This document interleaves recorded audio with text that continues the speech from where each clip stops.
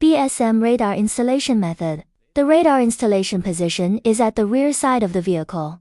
Remove the rear bumper. The radar sensor is fixed onto the bracket, mounted onto the rear of the vehicle. The plastic face of the radar must face outward.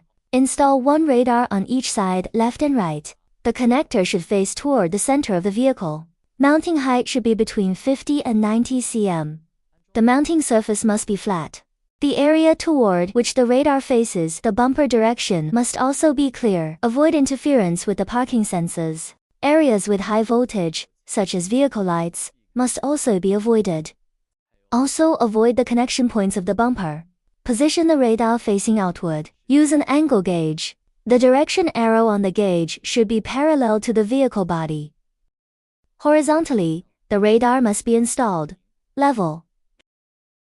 Vertically, the radar must be installed perpendicular.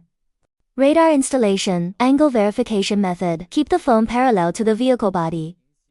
Take the video as an example. The angle is 154 degrees. After moving it flush against the radar surface, the angle is 134 degrees. The angle difference is 20 degrees, indicating the angle is correct. Note: use the same phone for verification during the same time period.